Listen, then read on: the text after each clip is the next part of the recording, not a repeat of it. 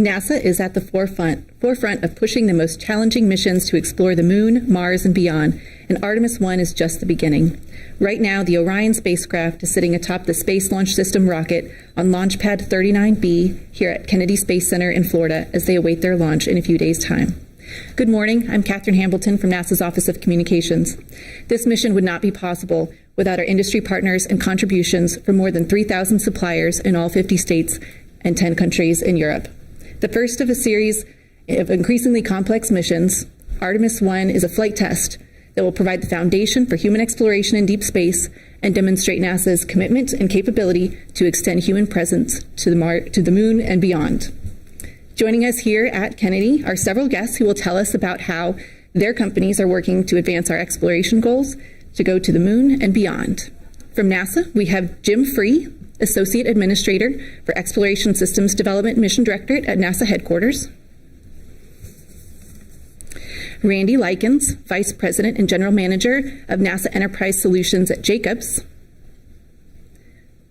Jeff Zotti, RS-25 Program Director from Aerojet Rocketdyne. Jennifer Boland-Masterson, Director of Operations at Michoud Assembly Facility with Boeing. Doug Hurley, Senior Director of Business Development with Northrop Grumman. Kelly DeFazio, Director of Orion Operations with Lockheed Martin. And Ralf Zimmermann, Head of Moon Programs and Orion European Service Module with Airbus. After a few opening comments from each of our speakers, we'll take questions from reporters here in the room as well as those on the phone. For those listening on the phone, you can enter *1 on your phone to be entered into the question queue. So we'll start with Jim Free. Thanks, Catherine. Well, good morning, everyone. And it's really great to be here with our critical partners that have worked hand in hand with us to be here today, to have that vehicle on the pad that you see there and really be in a great place to head to launch. And this first launch is another step on the blueprint of our sustainable exploration of the solar system.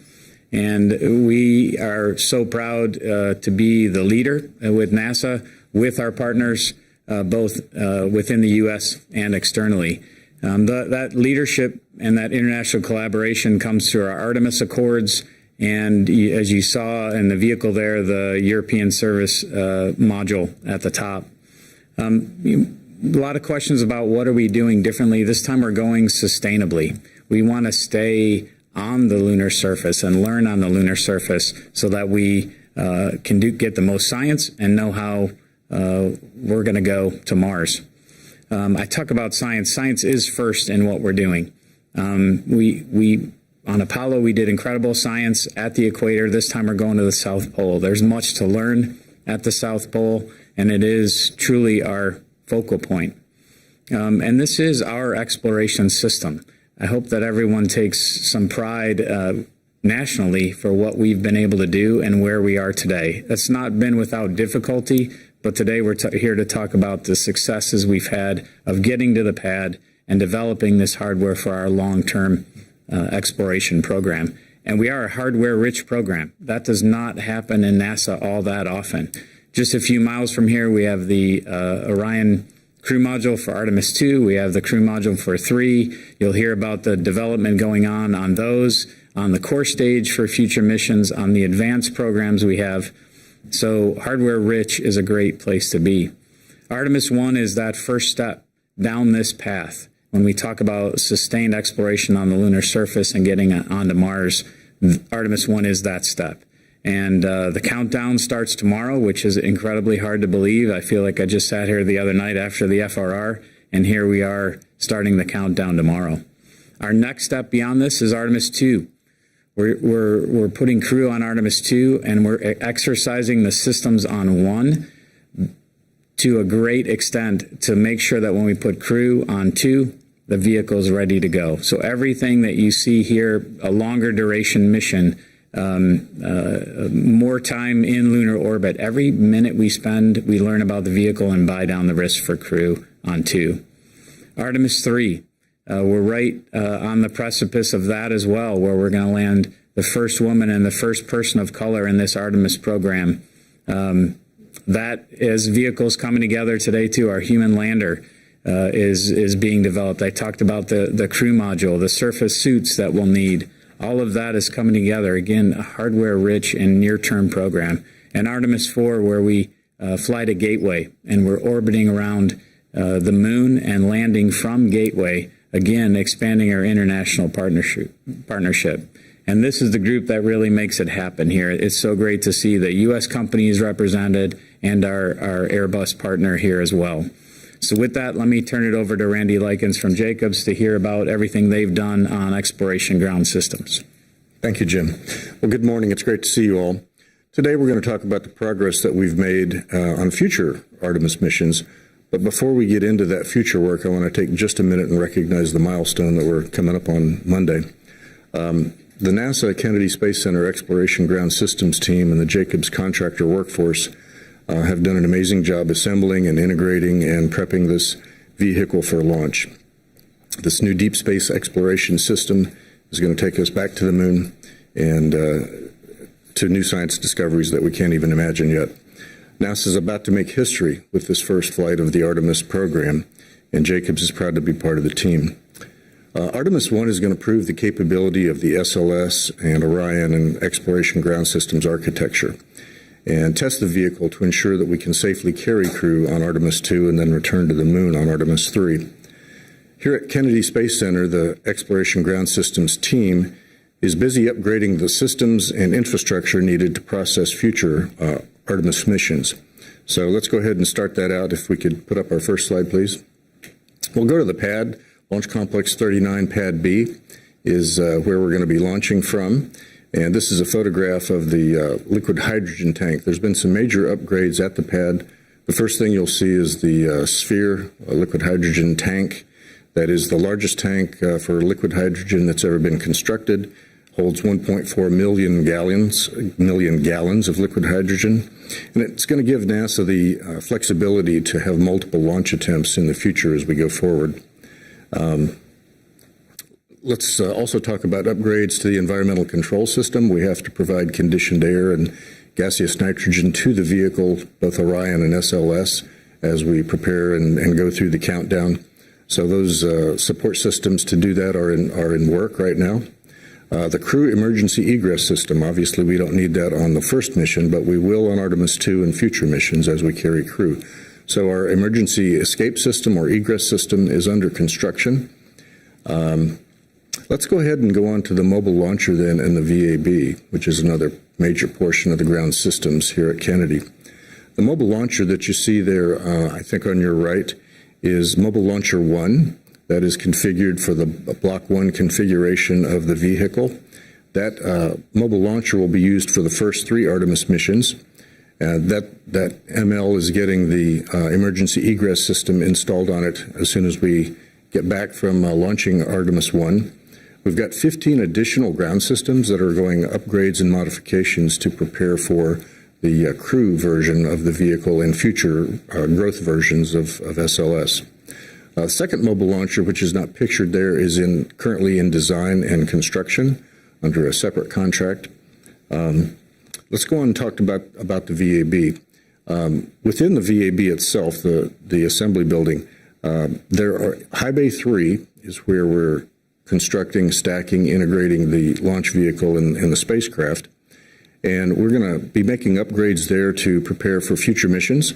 The environmental control system is under construction for future missions to accommodate the crew requirements. We've also got fabrication of new platforms that are going to be happening to accommodate the Block 1B with the exploration upper stage as we evolve this vehicle and give it new capabilities.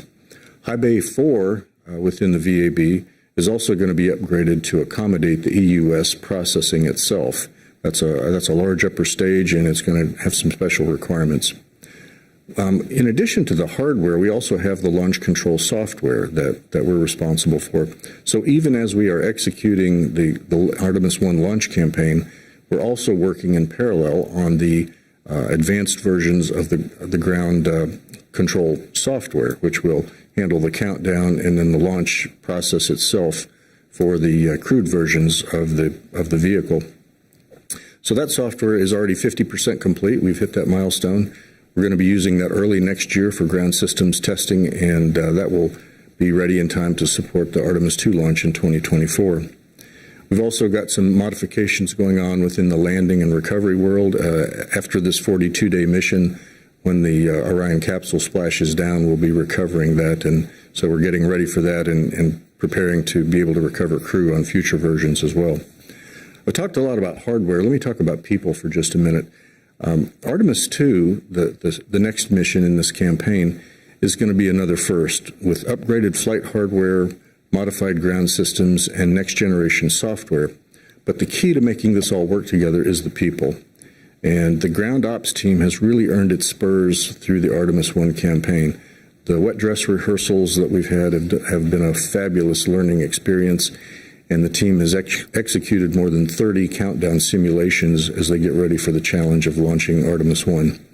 So my bottom line is that we're moving out with upgrades and the modifications required to begin processing flight hardware for subsequent missions. And the plans, designs, and construction of upgrades needed for Artemis 2, 3, and 4 are in the pipeline as well. So thank you very much. And next up will be Jeff Zotti from Aerojet Rocketdyne. All right. Thank you, Randy. Let me first start by saying we're very excited about Monday's launch, and we see this as a generational rocket. And Aerojet Rocketdyne is doing everything that we can to make it a big success. So if we can go to the first image, as you may know, we're reusing 16 space shuttle main engines to support the first 4 Artemis missions. Now we're adapting those engines with new engine controllers. That's the brain of the engine. We're also adding a thermal protection system to the nozzles, and we're upgrading the software. The image you see is of the work platform at Aerojet Rocketdyne's Engine Assembly Facility at Stennis Space Center, where the work is being performed. And I'm happy to say that that work is well ahead of schedule. Artemis 2 engines are complete and ready to ship. 3 of the 4 Artemis 3 engines are ready, and the 4th is nearly complete. And we've even started to assemble 2 of the Artemis 4 engines. So if we go to the next image, you'll see a photo of our RS-25 certification engine, which is also being assembled at Stennis Space Center. Now, we are restarting production after a 15-year gap. And while we're maintaining the safety and the reliability of the RS-25 engine, we're also introducing targeted redesigns to reduce cost. Those changes need to be certified. And so the assembly of our certification engine is 90% complete. That engine is going to start testing later this year, and it'll continue testing through the middle of 2023. And if we can go to the last image, this is a picture of our nozzle braze furnace located in our Canoga Park facility in California. This is the largest furnace in the country. Aerojet Rocketdyne has invested to increase the capacity in our Canoga facility. We are also modernizing our manufacturing techniques, including using 3D printing. We've got 39 components that are 3D printed. That means reduced part count, reduced touch labor, and reduced cycle time. We're also ramping up production. We've got components in work through Artemis-9. And so the combination of targeted redesigns, modern manufacturing techniques, and a ramp up in production is enabling us to reduce the cost of our new engines by 30%. So now let me turn it over to Jennifer. Thank you. Good morning, everyone. I'm excited to talk a little bit about our future. And so let's go to the next slide.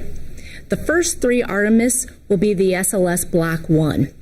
Artemis 4 is evolving into our Exploration Upper Stage, EUS, Block 1B. This will enable sustainable and scientific rich explorations for the SLS missions. This is why EUS and Block 1B is so important. EUS is going to be able to provide 97,000 pounds of thrust versus the Block 1 at 25,000. So what does that mean? It means it's 3 times the amount of lift power to get us to the moon and beyond. It also provides 40% more payloads, or 38 metric tons, or 83,000 pounds. SLS with EUS provides payloads that co-manifest with the Orion capabilities, potential missions that the launch on SLS and with EUS can include large Earth observation satellites. It can include space telescopes, and it can also include missions to our outer planets and their moon. Next, please.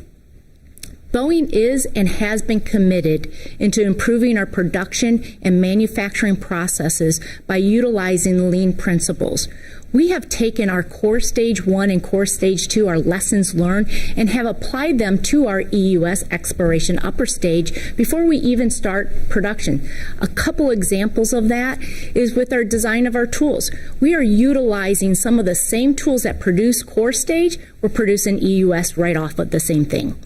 We've also improved our design and process improvements. When we talk about the installation and the testing of our wire harnesses, we have seen improvement, and we have applied those to our EUS. And along with utilizing friction stir welding, not only does that provide us weight improvements for our article, but it also improves our quality and our schedule. In our factory today, we are producing the weld confidence articles along with our structural test articles for EUS, and core stage 4 is in the production build also. So it's exciting times today, but also for our future.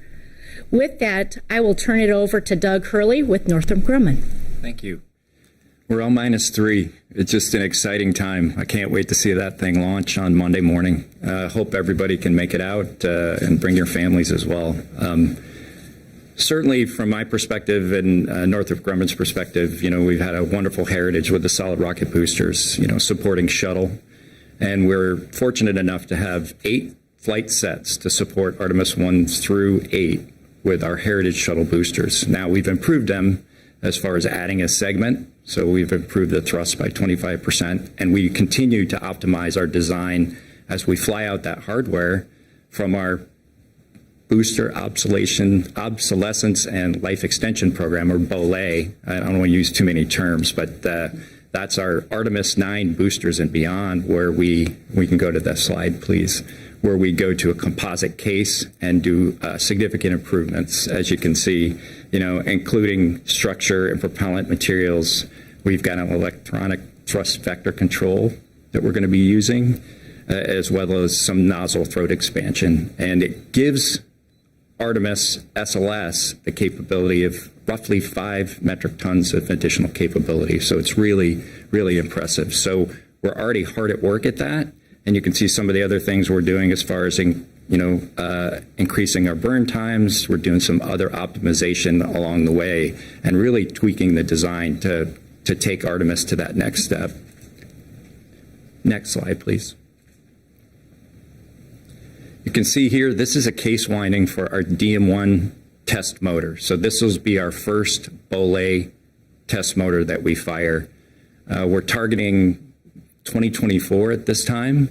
We're also doing some other work with Marshall Space Flight Center. You can see in the upper right corner there is a subscale motor test, and we've done 3 of those with a 24-inch solid rocket booster.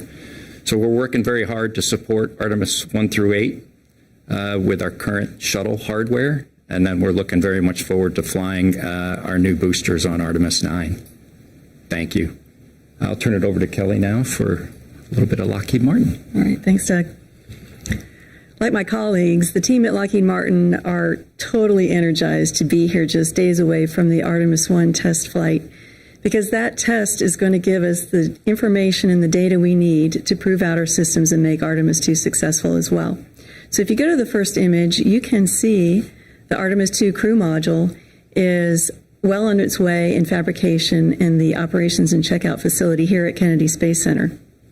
We did the initial power-on activities earlier this year, and it is going through its test phase and will roll into the integration of the other components for Artemis 2 and deliver into NASA's hands in 2024. In addition to Artemis 2, we have Artemis 3's crew module also in the O&C facility, and it is going through its primary and secondary structural installation, and later this year will go into the clean room for welding activities to install the propulsion system, as well as the ECLSS systems. Artemis 4, also in work. Artemis 4's crew module, the pressure vessel, is being fabricated at our Michoud Assembly Facility with our Lockheed Martin team there, also using the friction stir weld for optimizing that pressure vessel. And it will be delivered here early next year, about the February timeframe. And that's going to put us exactly where we need to be here at Kennedy Space Center with 3 spacecraft in flow at once. It's that rate that we need to be ramped up to meet the 1/1, the mission over mission annual rate for NASA, and we are on plan to meet that. Artemis-5 also being built. Artemis-5 is across our 2,900 suppliers in all 50 states, including Puerto Rico, as well as 11 countries. And that Artemis-5 hardware is being built as we speak and will be rolling into its integration facilities as we move into the next few years. So Lockheed Martin is committed to reduce the Orion production contract to deliver spacecraft 50% cheaper than we were from the early stages of the flight hardware. And a couple of the ways that we're doing this is not only the economies of scale that we just talked about, the bulk buy, capitalizing on bulk buys, but we're also creating infrastructure and production efficiencies and using digital transformation and state-of-the-art tooling with augmented reality, as well as flight hardware reuse. The flight hardware reuse is critical to Orion spacecraft cost reduction. We actually have on this mission, Artemis-1, we have used a flight battery from our EFT-1 mission, our test flight in 2014. We've taken a flight battery from that, we've repurposed it, and it is actually sitting on board Artemis-1, as well as a couple of harnesses from our test phase of EFT-1. From Artemis-1 to Artemis-2, we will take 16 components. Most of those are high-dollar avionics. One is the crew seat that Commander Munikin Campos is sitting in, will be repurposed and become part of Artemis-2. And then, as in a usual engineering phased approach, we're going to ramp up that number for reuse. From Artemis-2 through to 5, we're going to be in the realm of about 600 reusable parts. And then from Artemis-3 to 6, upwards of 5,000 parts. So we are ramping up quickly, and our team is working hard to qualify all of that for multiple use. Some of them are on 5 missions, some of them are 2 missions. And as we gain this information and data from this test flight and Artemis-2, we might be able to increase from there. If you go to the next chart, this shows a couple of our mechanics and technicians using augmented reality. On the left is the crew seat assembly at our Michoud Assembly Factory using HoloLens goggles. And on the right, we have a mechanic at the O&C facility, and she's placing clip-ons on flight bracketry there using the HoloLens. So if you can imagine, HoloLens, augmented reality, it's not quite like your virtual gaming goggles at home where the whole world is blocked out.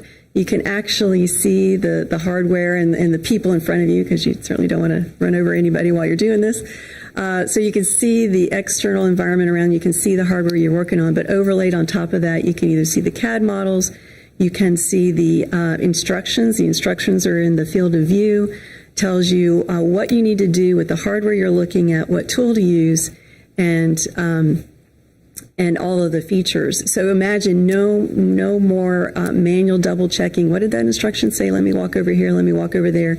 There's also an added feature where when you start to combine these tools together, we've seen upwards of a 30% cost reduction to the mechanic and the productions on the floor, 300% a reduction. So this is just a couple of examples of how we are using that particular augmented reality. In addition to that and other digital transformation projects with smart tools, we are also incorporating the 3D additive manufacturing in our flight hardware and driving the cost down. So Lockheed Martin and our Orion partners are committed to this. And again, we are extremely excited to be a part of the NASA manifest and the architecture to go to deep space and beyond. And with that, I'm going to turn it over to Ralf Zimmermann for Airbus and service module. Thank you very much, Kelly. Yes, let me just continue where my partners already stopped. I'm very excited to be here. All Airbus is very excited to be part of the team. And I guess it's a great mission, and it's the first time ever in history of NASA. The NASA trusts the basically non-US company to contribute to a major program in NASA. And I guess let me explain a bit why we think we deserve this kind of trust. Airbus has quite a heritage in space systems. We have already built and delivered the Space Lab. We have built for the ISS the Columbus module, and even more than that, we have built the automated transfer vehicle and delivered 5 of those vehicles which automatically provided goods, fuel, and consumables to the space station. And basically what we're building now, the European Service Module, is a derivative which is based on all the knowledge which we have gained in the automatic transfer vehicle. And as such, I guess the trust is there. We can come to the first picture, please. I basically put some people in front because we were very excited that NASA and all the top guns of NASA were visiting us. Thank you, Bill, for coming. This was really great. It was a great inspiration for all our team, but it showed also that NASA is willing to trust the European partners. And for me, and I have quite a history in space business, international cooperation is quite key if you want to go to moon and even beyond.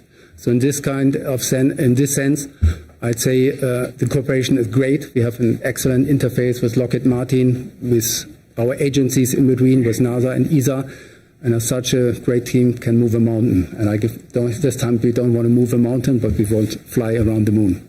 Cool. So let me give some words towards what we are building. Go to the next slide, please. This is just a sketch of the not fully equipped European Service Module. It is quite densely packed, I might say, and this is not yet even full. So all the tanks are yet missing.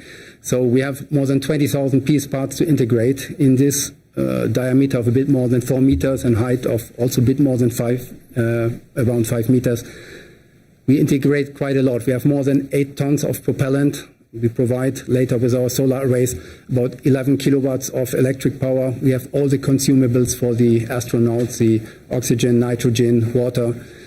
And we take care for the environmental control of the capsule in terms of that we do the cooling and provide the energy for the heating.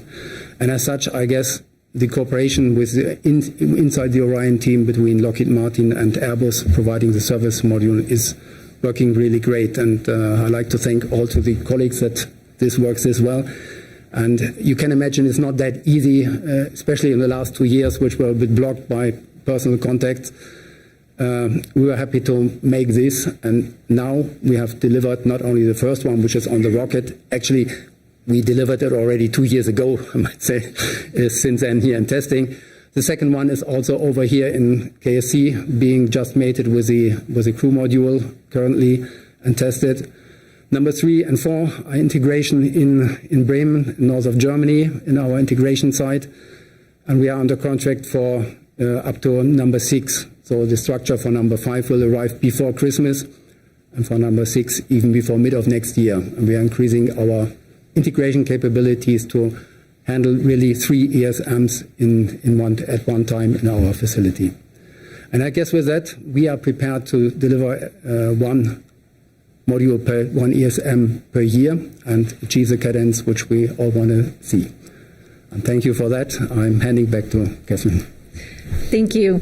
We'll now take questions from reporters here in the room, as well as those joining us on the phone. For those joining on the phone, please press *1 to be entered into the queue. We're also taking questions on social media using the hashtag #AskArtemis, when we go to you, please state your name, your affiliation, and to whom your question is directed. We ask that you please stick to one question so that everyone has a chance to ask a question, and if we have time, we'll come around for another round of questions. All right, so I see a few hands here in the room. Let's go over here on the second row over here.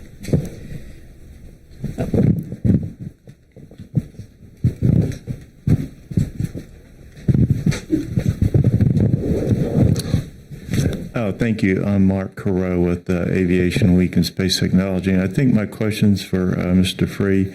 Do you have some estimate of the number of companies globally that have contributed, and even perhaps the number of personnel that work around the world, if not around the world, in the U.S. that are involved in this?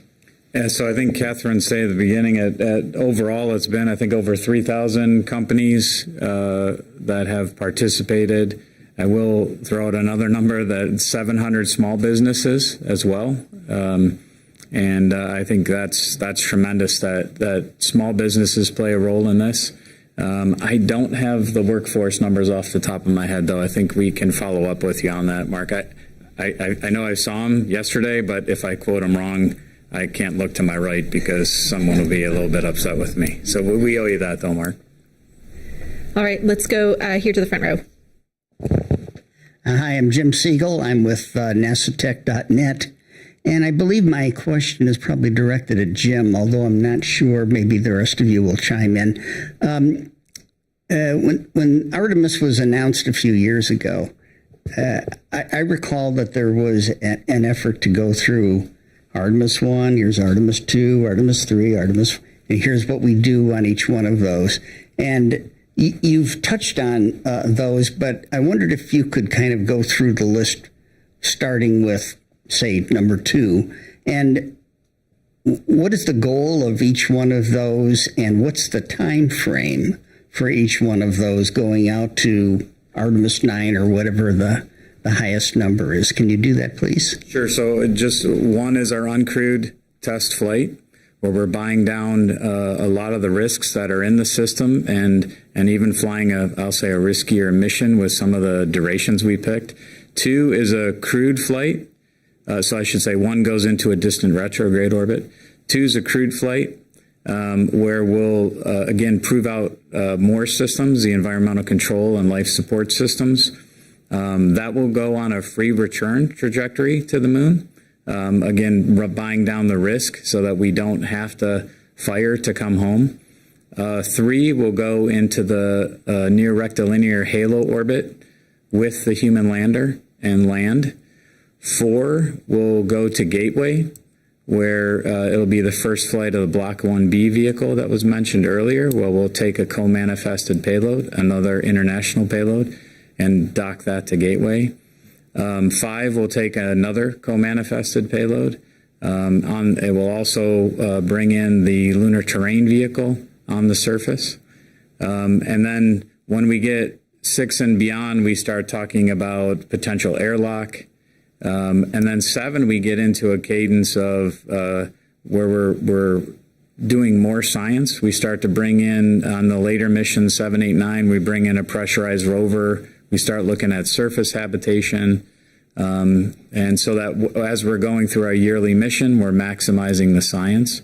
We're also designing things like LTV to be on the surface, and when the crew's not there, to be operated to do science, much like we operate the Mars rovers today. That definition, when we get 6, 7, 8, 9, that's what we're going through right now. Honestly, when you look at the schedule for 4 and all the elements that have to come together, it is a significant emotional event of how all that comes together, because it's like, hey, at that point we're full steam ahead into our missions. So we're at 1 through 5. We're working the details of 6, 7, 8, 9, and 10, and at the same time we're developing our architecture through some of the objectives work that we've done recently through our deputy administrator, going through the broad exploration objectives, and then narrowing down to an architecture which takes us out to Mars, and we're looking at rolling through that architecture decisions and process in the early part of next year. Thank you. Yes, sir. Thank you. Did I see another hand? We'll go over here to the second row.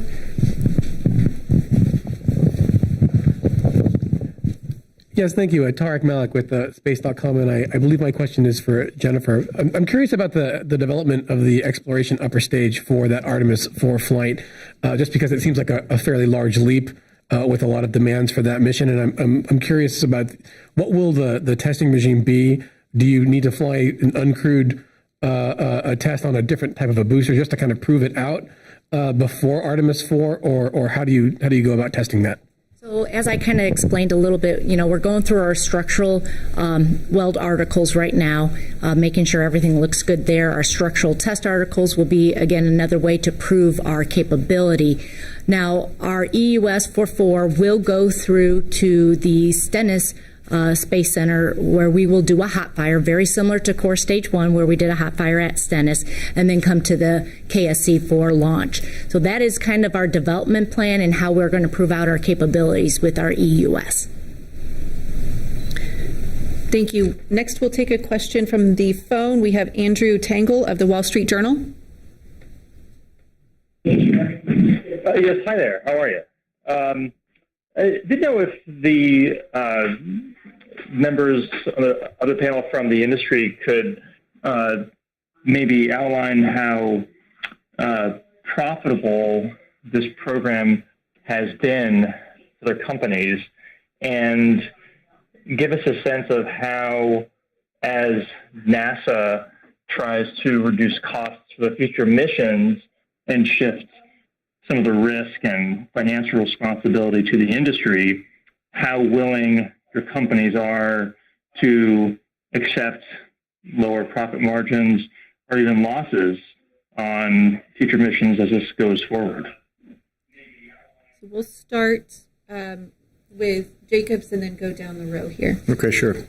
As we evolve and work through future missions, we fully expect to see the workforce requirements, for example, changing as we get smarter and we get more experience in processing ground hardware, developing the new systems. The labor required to do any particular operation should absolutely be going down, and we anticipate that on future contracts. I can't really speak to how profitable a particular contract is specifically, but it's in their public domain. It's in the public domain out there, so I'm sure that information can be found. But at any rate, we want this to be a 30-year sustainable program, as NASA has talked about. So we realize we all have a part to save money, to be more efficient as we go forward, to bring in new technology. And I can certainly speak for Jacobs to say that that's our approach. Yeah, thanks, Randy. From my perspective, Aerojet Rocketdyne, first, I would applaud NASA for what they're doing to look for solutions that make producing and operating this vehicle more affordable. What I would expect is, we're excited about this in the future as we see the launch manifest stabilize and we see the launch cadence stabilize to at least one launch per year, maybe 2 launches per year. I would expect us to come down those learning curves. And, the continuous improvement, it's a journey that doesn't end. So we're going to always look for opportunities to reduce costs. That's not going to stop. Yeah, you kind of took the words right out of my mouth there. It is really important for us to continuously innovate and find better ways of processing, designing, all of that to make this affordable. We are here for the long haul. We want this future. And so our teams are consistently, day in and day out, I'm on the shop floor and they're talking about, hey, I have a good idea to make this a better way of producing it, or hey, could we go do this? So, it's really taking our teammates and their innovation ideas and really putting them to the test and getting them implemented. And so we are going to continue to do that day in and day out. Yeah, I would totally agree. We at Northrop Grumman were committed to a significant reduction in cost as we, responded to the epoch with our partners. We understand that this program needs to be sustained. We understand that, and we're going to do our part in reducing cost and efficiencies where we can get. And as I said before, our newer boosters, that's just going to lean things even more. And we are working together. We work very well together with our industry partners, and we're going to continue to do that to make this program successful. And as mentioned earlier, Lockheed Martin is committed to reducing the cost by 50% in our production run. And, we are on from a design development program, we're on the cost plus award fee contract. We have transitioned to the cost plus incentive fee contract in our production runs. and working into the firm fixed price. So that all works together. It's, the way we need to start shifting the risk in the, from the government to the industry, and make sure that we are all driving our costs down for that sustainable future, because we absolutely are here for making Artemis a program for decades to come, and that's the way we're going to do it. Yeah, being the last one in the row leaves little to add of what all my colleagues have already said very rightly. Maybe just something which is worth to note here, because it might not be clear. The European part is financed, so we are under contract with the European Space Agency, and this is based on an agreement from agency to agency, so we are not working on American taxpayers' money. We are working on European taxpayers' money. Maybe this helps to understand. Thanks. We'll take another question from the phone. Laura Winter of Defense and Aerospace Report. Good morning, everybody. This is for the primes and also for the NASA reps. Without taking away from your accomplishments in the least, space is a team sport, and you all have mentioned locations around the United States like Stennis and the city of Canoga Park in California. Lots of work also occurred in Ohio, testing at the NASA facility, but there's also lots of additive industries there. Can you share the glory a bit and talk about the small and medium-sized businesses that have and are supporting this launch and the coming missions? Can you give a few examples? Thank you. Yeah, I went to a supplier event, I forget when, down here a few months ago, and met some folks that were making a particularly a difficult part for SLS, and it was a mechanical part, a small mechanical actuator, and it was like this gentleman who started the business from the ground up himself, and he and his wife were down here and kind of swimming in the sea of like, wow, I've never been part of anything like this, and actually got to meet Doug Hurley. They got to meet Doug Hurley, which is a highlight for anybody, but for them, to see their, I'll say their excitement renewed for me the value of what we do, both at the big and small level, and just what we do for inspiration. My other colleagues might have some other small business examples. Yeah, I would comment on that. In my former career, we spent a lot of time visiting these smaller shops. They contributed to shuttle, and we started doing the same thing as we were turning towards SLS. And I agree. It's amazing. These small companies, they build one part or two parts, but the emphasis on understanding how important those parts are to the overall mission and how they can have either a great effect or an adverse effect. And it's just incredible to just see at those supplier conferences the small companies all around the United States that contribute to this program.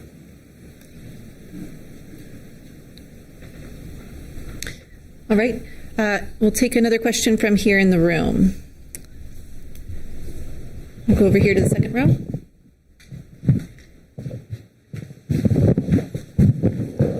Thank you, Tarek Malik with Space.com for Ralph. I'm curious about Airbus's experience with this service module and building that for like a future vehicles that you may have planned for European crewed flights, things, an evolution of ATV, perhaps.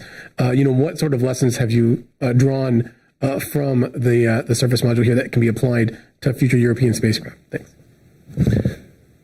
Well, the service module is, in terms, if you compare it to the automatic transfer vehicle, just a part of it, basically, because the automatic transfer vehicle also had all the avionics, logistics, onboard computer inside, and a big cargo trunk up front to deliver space goods. Nevertheless, what we learned on top, of course, and what we did is now the service module is now completely human rated. The ATV was only partly human rated just for the docking phase when it really approached the space station. So by that, we have additional redundancy inside, and of course, we learn a lot with that. And I guess we have learned already previously how we can reliably produce these kind of very complex stages. So, and as such, now we are optimizing, as our colleague said before, in the cost reduction to see what we can do and narrow it down to make sure we have an industrialized production and get out one per year. This is our goal. And we have invested at Airbus to have really 3 in parallel in our clean room facilities. Hope this answers your question. Thank you. We'll take another question from the phone. We have Marvin Marshall with Nighttime News Space Report. Hi, my name is Marvin Marshall from the Nighttime News Space Report on Twitch.tv. My question is for Doug Hurley. Doug, it's a pleasure to meet you. Being the first commander on board the SpaceX Falcon 9 rocket and Crew Dragon, I'm sure you've worked very closely with SpaceX, to make that flight happen with Bob. Now, what did working with SpaceX on advancing human exploration by making, Falcon 9 human-rated teach you, and how much confidence did that whole process give you and our ability to return to the moon and lunar surface aboard a SpaceX, Starship and Orion capsule in the coming years with the Artemis program? Thank you. Hey, Marvin, great question. It's a process, right? We had a great team, relatively small team at NASA that worked with SpaceX, and the collaboration was incredible. And I've seen that. I didn't get to do a ton of work with Orion and SLS just because my last 5 or 6 years at NASA was working with SpaceX and with our NASA team to get us to ISS in 2020. So, but it's a very similar mindset. You have your ups and downs. You work through those processes. People remember we had some pretty significant ups and downs getting to the launch pad with SpaceX. What I like about Artemis-1 and this flight test, this end-to-end flight test, is we're really pushing the hardware on this particular flight to give us that confidence to put crew on it on Artemis-2. And very similar mindset as to what we did with DM-1. If you remember, we flew an uncrewed test flight as well. We also flew an in-flight abort test, and then we put crew on Falcon 9 and Dragon. So I really like the direction where we're going from, a former test pilot, and this is a very measured approach, but we're being really aggressive with what we're asking the hardware to do on this particular flight. So we have total confidence when we put our crew on board. Thank you. We'll take a question from social media. Hey, thanks so much. I've got a question from Twitter, and I think this one is for Lockheed. What improvements have been made since the navigation systems? What improvements have been made to the navigation system since the Apollo years? Wow, how long do we have? So, over the last week, I've heard a lot of the information and seen a lot of the facts flying around of the comparison between Apollo and Orion, all the way down to the shape itself, there's certain things that you just don't need to change and shouldn't change, like the shape, right, for the dynamics, the flight dynamics of the spacecraft. The advances in all of the avionics, the navigation, the guidance, the flight computing is just monumental. I mean, if you can just imagine, back in the 60s, nobody even had a PC. So, I mean, just when you talk about the flight equipment, it is not even in comparison, down to the power, right? They had fuel cells on Apollo. We have solar cells on Orion, and you can just go down the list and it would take a long time. But I think I remember a fact that said that the computing power, I'll just put it this way, the computing power on Orion is 4,000 times greater than on Apollo. So that just kind of puts it in perspective. And all of our partners are incorporating all the state-of-the-art technology to make that happen as a system. So it is the same in some aspects. Some of the materials are the same, but the computing power and the technology to build this spacecraft, it is the safest spacecraft for humans ever created. For our astronauts, it will go farther than we've ever gone before on Artemis-1. 40,000 miles beyond the moon, and we are super excited to see how it perform. That heat shield on the back end is going to show us how we've taken that material from the Apollo days and brought that into the 21st century from a new way of manufacturing it, as well as larger. The Orion is about 30% larger than the Apollo crew module or capsule as well. So some things are the same. We've built on the past and just made it thousands times better. We're standing on the shoulder of giants, but we're ready to go. And I think, I saw one more question over here in the, looks like third row. Hi, my name is Kane Faribault. I'm with Voice of America, and my question is less technical and a little bit more emotional. Certainly, most of you were either little or not even born yet when all of this happened the last time. And if you've got children, they certainly have never seen this occur in their own lifetimes. And maybe you could each maybe share some of the emotional sort of response it is to be in this moment, close to the launch where this is all going to start again. And you're at the end of a very, long process, but maybe tell us how you feel emotionally right now to be in this moment. Start here with Jim. Let's start with Ralph. He keeps having to go last. Let's start with Ralph. To start with, you're fully right. This is an extremely emotional moment, and in my career, I've launched several spacecraft, so this is not the first one, but certainly one of the most exciting ones. This is no question. Yeah.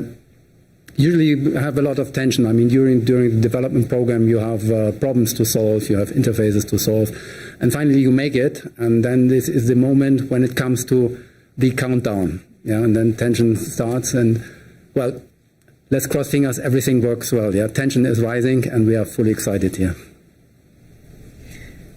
So for me, this is a personally exciting moment for me as well. I was born and raised in Titusville, and my parents came down from Pennsylvania to be a part of the Apollo program, and so I'm the Apollo generation, times one, I guess, X1, and just super excited for me to be here in kicking off the Artemis generation, and to see that in one lifetime is quite incredible. My family, met my husband as part of the aerospace industry. My son's in it now, and my daughter was talking about the other day how they're all coming in to see the launch on Monday, and I asked her, what do you think about this? Because she's not in the industry, but she's certainly seen her dad and I working in it for a lifetime, and she says, I think it's really cool, and she said, I can't wait for my grandkids to tell me, hey, Grandma, we can't come over this weekend. We're going to go vacation on Mars. So do you want us to bring you something? And she's going to say, just bring me a picture. But, I was there on day one. So we're excited as a family. And we've got Lockheed Martin team flying in and driving in from all over the country. And, we're going to have a lot of fun. And we're going to be excited. And we're going to watch every single day of those 42 day of the mission, and just looking forward to that information come flowing in and take all that and go from there. Okay.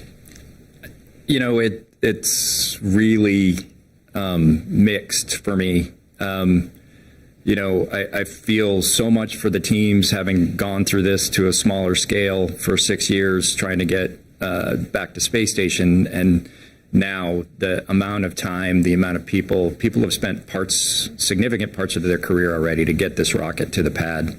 And I'm just so happy for them and excited for the nation, for the globe to be going back to the moon and then hopefully beyond to Mars in the not too distant future. So it's a little odd for me being on the other side of it, not in quarantine at crew quarters, getting ready to go fly the rocket, but just have ultimate confidence in this team, and looking forward to seeing some of my friends get to fly this rocket in the very near future. So just exciting, and just want to tell everybody, just live in this moment. This is a big deal. Take it all in and enjoy it the next few days. It's going to be fun. For me personally, a little over 4 years ago is when I joined the program, and so I moved my family to New Orleans at the Michoud Assembly Facility, and my family got to experience all the challenges. They got to hear from me about all the challenges that we were going through, and so I can't even put words into it of how I feel. It's unbelievable. And I'll tell you, the team out at MAF, their energy level is to to the nth degree. You know, I remember when we rolled out on January 8th of 2020, the first core stage going to Stennis, and it was electrifying. And then when we completed hot fire, it was amped up a bit. And then when we got it here and we passed wet dress, again up. Now everyone is taking it in the moment. You know, we've got lots of teammates coming out this way to watch it. We're making sure for those folks, those teammates that could not make it out here, we've got a watch party at the factory ready for them to go and celebrate the huge accomplishments they've had. You know, we went in through this COVID, 2 years of COVID and trying to get through that obstacle. Anyone that knows Louisiana, the past couple of years, we've been hit with hurricane after hurricane after hurricane. And this team, no matter what, with their homes with no power and no running water, still was coming into work and making sure the mission was going to happen. So couldn't be prouder of the team, and the energy is just, you can't even explain it in words. Yeah, for me, I grew up in South Florida, so I've been around launches, and I was always fired up about that. This experience is extremely gratifying, to know that you're part of, really the start of something big, something that, historically significant, deep space exploration. And what makes it more significant, more meaningful for me is being able to share the experience with my family, with my wife and our 4 kids. I think they're as excited as I am. And so that's just great to see see the excitement. So I was a young boy laying in the floor watching Neil Armstrong and Buzz Aldrin stepping out on the moon, and I remember rolling over and telling my parents that's what I want to do someday. So that motivated me to go to engineering school, to get 2 degrees, to get into the NASA world just as quickly as I could after graduation. I like to say I wasn't born in Huntsville, but I got there as fast as I could. So but anyway, this is our Apollo. That's really what it is.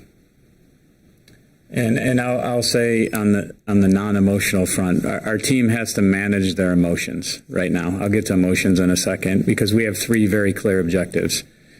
Get the vehicle to orbit, test it, understand how it operates, understand where we need to come home early if something's wrong, and make that decision. We have to get it to orbit and test it. We have to test the heat shield coming back, and we have to recover the vehicle. And we have to balance risk through that whole mission. Every time we make a decision, we commit to go to the moon, we've made a decision that limits how we can come back. We still have options. We might have to decide, do we need to come back? And beneath all of that is this incredible pride that people have in what they've done, in what their families have given up, in what they've given up. People have lost marriages to this program, right? People have given up hobbies that they've had their entire lives because this business is absolutely crazy fun to be in. And so beneath all of that technical, all of those decisions we have to make, the pride and emotion that people have is truly, truly incredible. I think that's a great note to wrap up on. Jim, anything you want to add for closing remarks? No, I just want to emphasize that this is the team that has made it happen. I said at the Flight Readiness Review the other day where, there are tremendous people in that room. And I said at the start of it, I said 99% of the people responsible for getting us there to that Flight Readiness Review were not in the room. And those are the folks that I want to highlight and ask all of these folks on your team to thank them for me personally and thank their families. And that's what this is about, is the people that built it and the people that really have ownership of that. And for me, that's everybody really across the world when you look at this panel, but certainly those folks in the U.S. that helped us get here. Thanks. And with that, I'd like to thank you all for joining us. You can learn more about the mission by going to nasa.gov/specials/Artemis-Roman numeral 1. That's all lowercase letters. And thank you for joining us.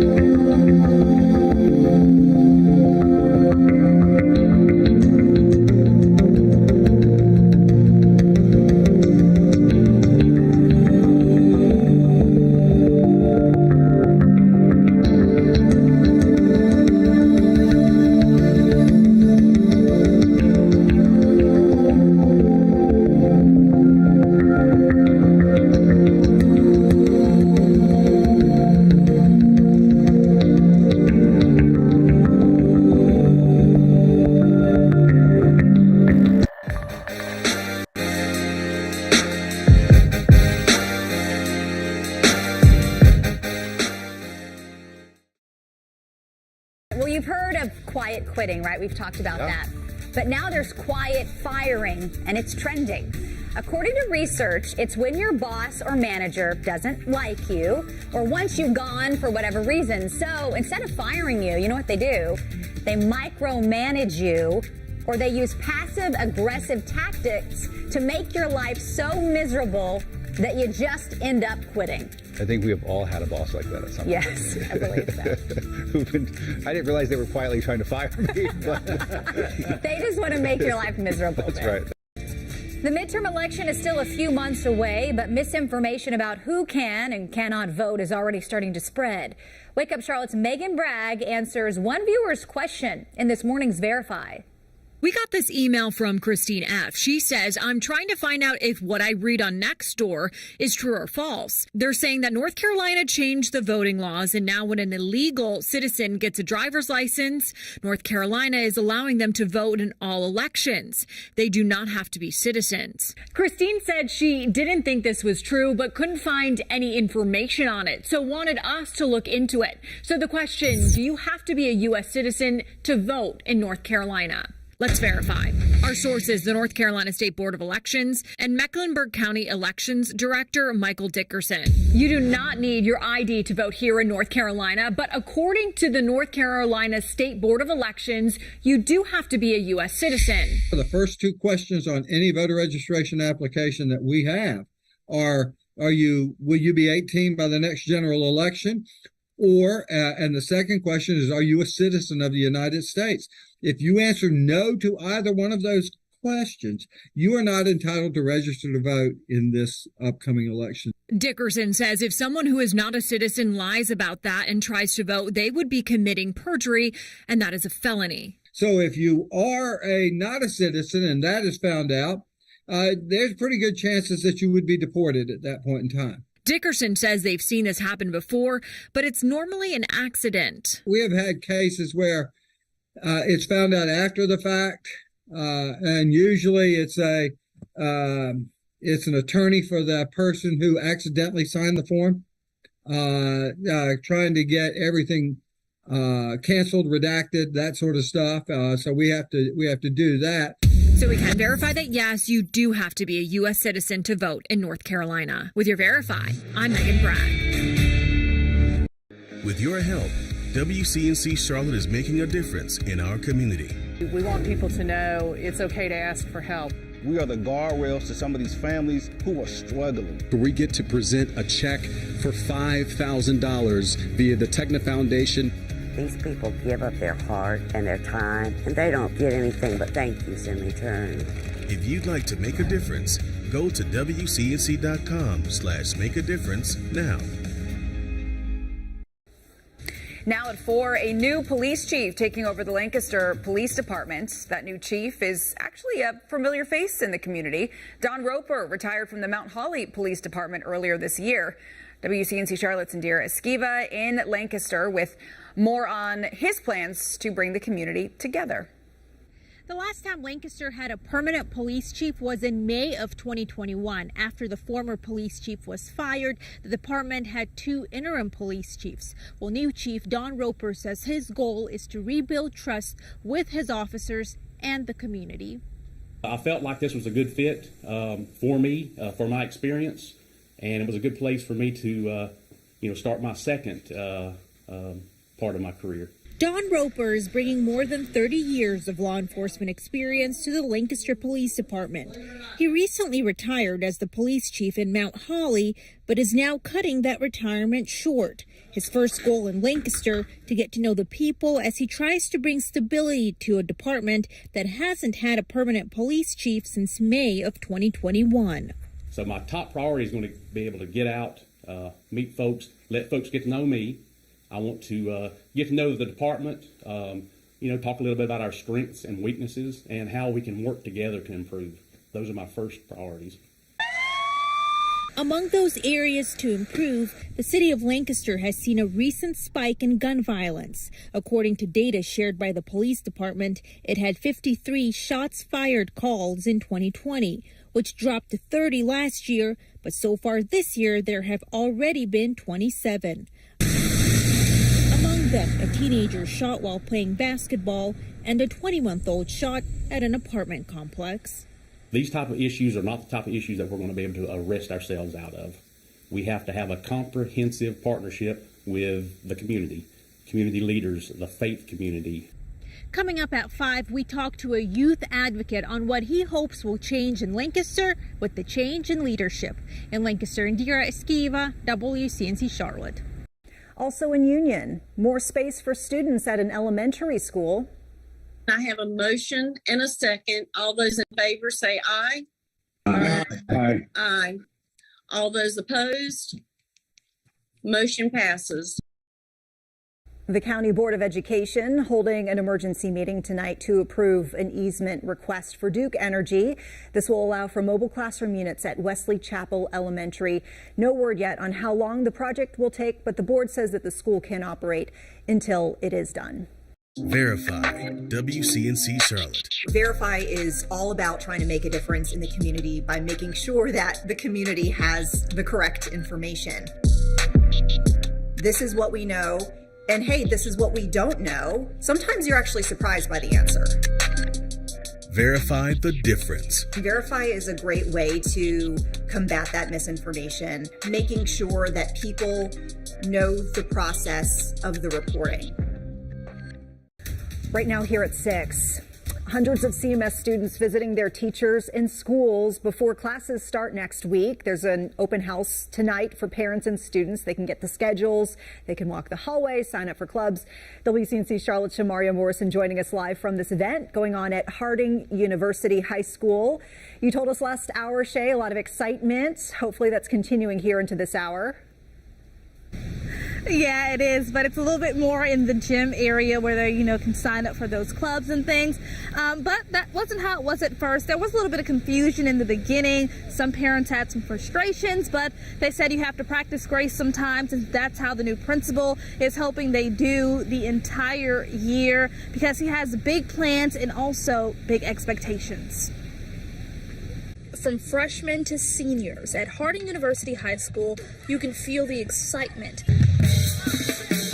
and nervousness about the start of the new year. 10th grade, and I'm really just expecting to make more friends, make more friends with teachers and stuff. This 10th grader will also have the chance to meet Harding's new principal, who has a lot of expectations for the new year. I feel a sense of urgency, right? There are kids' lives that are at stake every day when they come on our campus, right? The educational environment is extremely important for me. Hey, Ms. Price, you good? Principal Glenn Starn says safety, school test scores, workplace climate, it's all a balancing act. We're not going to wake up tomorrow and miraculously we are where we used to be. But we do want to be sure that we have a plan and a process to get there. Parents are looking to hold him accountable, especially for keeping students safe.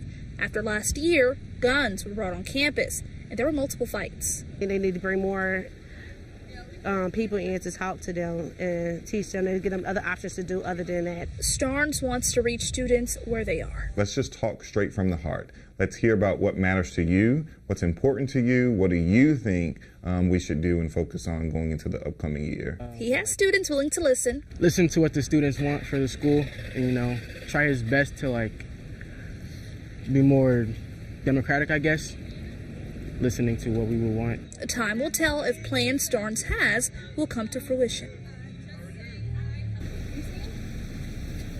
And as you can see behind me, this is an open campus. That's always a security concern. So those new body scanners that are in schools are actually in the main office. Students have to walk through them. There are security cameras here at Harding University High School, and there's also student resource officers. So those are just all the tools they're using in the toolbox to make sure that campus is a safe place for kids to come.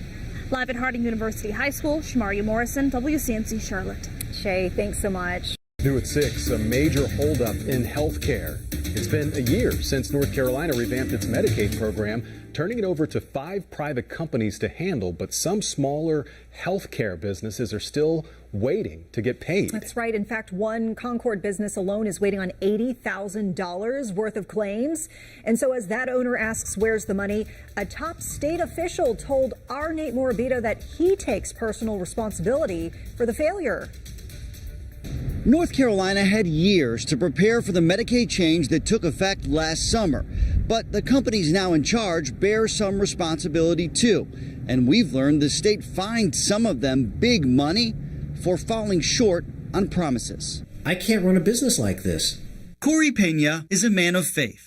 I'm just like, God, help me. But the rollout of North Carolina's Medicaid managed care program, we owe $144,000, has shaken his trust in the government. We were getting ready to sell our house and left his pediatric orthotics business on the brink of bankruptcy. It's kind of like I'm successful, but I'm closing my business. That's devastating. In November, WCNC Charlotte first documented Pena's challenges with the transition. It allows him to do this. And issues with several of the prepaid health plans, or PHPs, that manage the program. But instead of things improving, we'll fix it. Pena says his unpaid claims have grown to $83,000. That's what all these PHPs owe us. Forcing him to spend most of his time troubleshooting rather than helping his patients. It's unfair. State records show the Medicaid ombudsman's received an especially high number of complaints in recent months, more than a third of those tied to claims and reimbursements. Meanwhile, data reveal the 5 companies running the program are denying a little more than 1 out of every 4 claims. I think we're seeing a higher denial rate than we want. Dave Richard is Medicaid's deputy secretary. The numbers that we're seeing, although concerning, they're very small numbers still. He says the program overall is serving the needs of low-income and vulnerable patients and largely reimbursing medical providers in a timely fashion. But he's also aware the program's repeatedly failing some small business owners like Corey Pena. We thought it had been corrected. My fault for not digging deeper in that point to make sure that it had been. To be out $83,000 a year in is ridiculous. It is. Again, I will say this: no excuse. We did everything right, and we just did not. We did not deliver, and that's again on me. It's on our team. It's on our health plans, and we'll get better at doing those. As an extra incentive, the state is penalizing the health plans when they don't live up to their end of the bargain. Richard says he's made it clear to those companies they need to focus on getting it right for smaller providers like Pena. We hate what happened to this one provider. We think in general the program is going well. We think it will continue to improve, but we can't have providers put in this position. As the program improves, so does Pena's outlook. This is a miracle of God. It took him begging for help, but he finally feels heard. I believe and trust that this situation is going to turn around. It hasn't happened quite yet, but I'm not selling my house. Now full of hope, he's putting his faith back into the same program he says nearly cost him his dream. Great news. He expects to get a check for about $37,000 from one of the companies as soon as this week. Nate Morabito, WCNC Charlotte. And the North Carolina Association of Health Plans maintains the Medicaid transition has been among the smoothest in the nation. Still, in a statement, the association told us in part health plans are working diligently to address individual provider issues and identify solutions. And right now on our website and mobile app, we have several graphs and tables related to this story, including a breakdown of the fines these 5 companies running the Medicaid program have paid or had to pay because of these holdups. Just click on Nate's story on the homepage to check it out. And here we go. We take a look at Monroe. You can see a little bit of fog in the background there from our tower cam looking down. Really, that deck of clouds, low deck of clouds there. A little bit of fog out at Lake Norman and even Kannapolis. So fog, an issue in some spots this morning up in the North Carolina mountains, up around Jefferson, 0.3 of a mile visibility there. About the same at Morganton and Gastonia, half-mile visibility at Monroe, 1 mile there in Lancaster in South Carolina, less than a quarter of a mile over to Albemarle. Football action tonight, last preseason game, 7 p.m. Looks like it should be okay. I mean, we're not going to have the chance of maybe a stray storm in the area, but I think overall, not too bad. Going to be pretty warm to start up the game, 7 p.m., kickoff 83, and right in the middle of the game should be in the mid to upper 70s out there. So some great weather for the game. Right now, temperature-wise, it is 67 up in Iredell County. It's Statesville, North Carolina, 67 as well at Monroe. It is 69 at Rock Hill. A cool spot, Jefferson checking in at 59. We're 72 in the Queen City. 10 this morning, mid-70s, right around lunchtime. If you're out and about, it's going to be the low 80s at that time. We'll see back and forth clouds and sunshine for the afternoon. Temperatures today in the mid to upper 80s around the region at the moment. No rain, no storms here. We'll expand the view, show you that some showers tracking towards the Carolina coastline. Some stormy weather in the mountains of Tennessee this morning, and you can see off the coast of South Carolina and Georgia, a band of showers there. For us today, we'll take a look at future cast. Into the afternoon we go. Into the mountains, we see the storms first through tomorrow morning. Things are okay tomorrow morning. It's really during the afternoon that we see the opportunity for some storms out there. Noontime, we're at 82 degrees, mid-80s around 2 o'clock this afternoon. Our chance of storms at that time, about 20% coverage. This means there could be a stray storm or two here. Let's check your 7-day forecast into the weekend and beyond. Get ready. It's going to be warm and muggy today. We're 88, near 90 degrees tomorrow. So really not a washout tomorrow. I think our chances of storms at about 20%. A little bit better chance Sunday afternoon. We are in the upper 80s. And then here we come. Monday, Tuesday, Wednesday of next week, highs each afternoon. We'll make it back into the low 90s. Then we end next week with a chance of a few showers on Thursday at 87 degrees. WCNC Charlotte. Weather is a kind of science that you get to see and experience every day. And I think some people don't even realize how much it affects them. That weather has a huge impact on how it threatens your family, your livelihood, or your home. So I think it really is one of those defining things we do that really affects everybody in our community. See the difference. That process of giving you a warning ahead of time and keeping you and your family safe is really important to me because I live here too. It's my family, it's my friends, it's my neighbors. Well, with costs rising on just about everything, a lot of folks struggle to pay their bills. And one of the most vulnerable populations, seniors. So are there any programs to help them specifically? Wake Up Charlotte's Megan Bragg verifies one viewer's question for us this morning. Last week, Mecklenburg County mailed out bills for property taxes. After that, we got this email from Patricia G. She said, I would like to know if NC and Charlotte have any programs for seniors regarding property taxes. So let's verify. Our source is the Mecklenburg County Tax Assessor's Office, Larry Shaheen Jr., attorney at the McIntosh Law Firm, which practices in property tax valuation, and Mark Henry, CEO of Alloy Wealth Management. When I reached out to Mecklenburg County, they sent me back a list of 3 different programs to help seniors in North Carolina. One is strictly to help disabled veterans. The other 2 programs help people 65 or older or those who are disabled. Both of these programs also have income eligibility limits. There's a lot of rules on these, and I always would say that they need to, if you think you may qualify, work with a tax professional to help see. Shaheen says whether or not you qualify for these programs, you should always check to make sure your property tax is calculated correctly and you're paying the right amount. At the end of the day, you need to appeal that value if you feel it's not 100% market value. Mecklenburg County also offers a homes program that is available to assist residents and only has an income limit, not an age limit. So we can verify that, yes, North Carolina and Charlotte have programs for seniors regarding property taxes.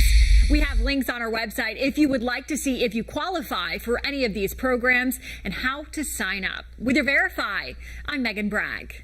Tonight, a new life for those tiny little pink robots. They're driving around Charlotte. I love them. I get excited every single time I see them. There's another robot I see around Uptown, too. You know, the security one? Yes. That hangs around Golden Cow, the ice cream place.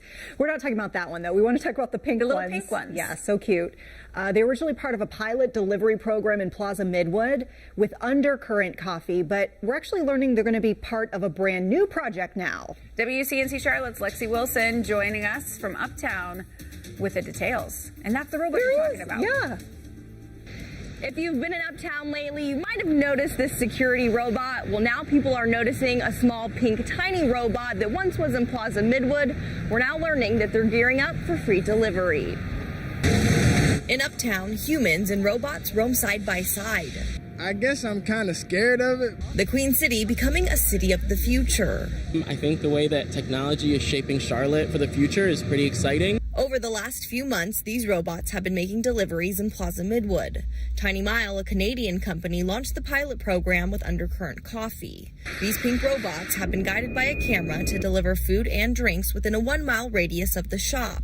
It was successful, but is now moving elsewhere. So we had absolutely no idea what it was. Mason Richardson lives in Uptown and saw the pink robots a few weeks back. Now we're learning free delivery with Tiny Mile is coming to Charlotte Center City. The company tells me you'll be able to send gifts to friends or family, documents to colleagues, even deliver local goods. I would be very nervous for Uber Eats and DoorDash. Robots can replace labor in some jobs, but not all jobs. Experts say it's better to accept change rather than fight it because the job market is always evolving. Employees need to be alert to the fact that they also have to innovate. Innovative as Charlotte's future includes automation.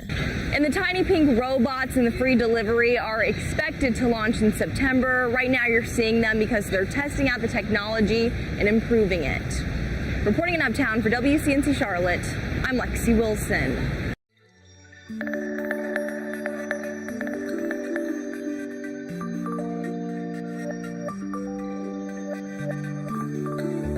Trending, the University of South Carolina Gamecocks, they need your help renaming its live mascot. So here's a picture of Big Sir, or Sir Big Purr. And basically the owners, they're going through this situation where they're trying to rename Big Sir Purr, or Sir, I keep saying Big Sir Purr, Sir Big Purr, because it is expired. The name has expired. So they want you to figure out the name because the season kickoff is September 3rd and they need this name ahead of that game. Even on the Twitter right now, it's named mascot. So we need to change that. Here's some names. General, you got Commander, Captain Cluck, Coop, Kickin' Chicken, Brewster, Marco Polo, Mr. Chicken Scratch. I don't know. There's so many different names. But again, September 3rd, that's when they want you to rename Sir Big Purr. Ben and Sarah, do you have any options out there that you think? Sir Big Spur. Oh. Did I get that wrong? You're combining this with the other mascot. I was like, that we know. So Sir Purr's changing to a rooster? We're confusing two different. Wait, but it said USC, right? Did two it say different Panthers? mascots. Did it say Panthers? Well, because Sir Purr is Panthers. So I put Purr, so you thought Sir Big Spur. I got it. It's Gamecocks. Okay, so run with it. Talk to me. I like it. You know, it could go either way. I think they can make an appearance together. We got everything covered across the Carolinas yes, right here. Hey, listen, I'm pulling double duty today. You really I'm are. That's quite confused talented. on what's going on. I'll fix it and I'll come right back. You need to copyright that before someone steals it. Hey, let's not do that. Let's just change the name ahead of September 3rd for University of South Carolina Gamecocks and not Carolina Panthers. Let's make that right. Rubes, thanks. Thank you. California, D.C., Maine, Maryland, Minnesota, New Jersey, New York, Oregon. Right now, these are the only places in the U.S. with rent control policies at the state or local level. But this is an idea that's gaining attention here at home.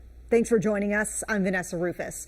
Rising rent prices in the Queen City have advocates calling for policy change. And these groups specifically are looking for a cap on costs and corporate-owned rentals. WCNC Charlotte's Julia Kaufman tells us about the local push for rent control. Most states have laws banning counties and cities from passing rent control measures. The Carolinas both passed rent control bans in the 80s. But with skyrocketing rent prices, a group called Action NC hopes to change that. It's out of hand. According to a Rent Cafe study, the average rent for an apartment in Charlotte is $1,639. In 2019, the study says it was around $1,200. I'm just finding myself near the end of the month squeezing whatever I have left. The rising costs are affecting renters like Cecilia Henking. She's on a fixed income, so her rent going up more than $100 a month. It's overbearing. That's why Action NC is pushing for rent control, which would regulate how much landlords can increase prices. The organization also wants the city to stop corporations from buying thousands of Charlotte homes. They buy everything. What's going to be left? Real estate brokerage Redfin reports that in the fourth quarter of 2021, investors bought more than 30% of homes in Charlotte. The national average was 20%. Action NC is pointing the finger at corporations for rising rent. But the Greater Charlotte Apartment Association points to the pandemic, eviction moratorium, and inflation. Plus, Executive Director of the GCAA, Kim Graham, argues that rent control can actually harm communities. She says, quote, "We agree with the National Apartment Association that rent control distorts the housing market by acting as a deterrent and disincentive to develop rental housing." She goes on to say it hurts economic activity, jobs, and wages. But advocates are hoping state and local officials act soon to slow the rising costs. I think that it is possible to make a change. After hearing concerns on how many properties real estate corporations are buying up in Charlotte, Mecklenburg County has dedicated $500,000 in this year's budget to research the effect of corporate-owned real estate on residents. In Charlotte, Julia Kaufman, WCNC Charlotte.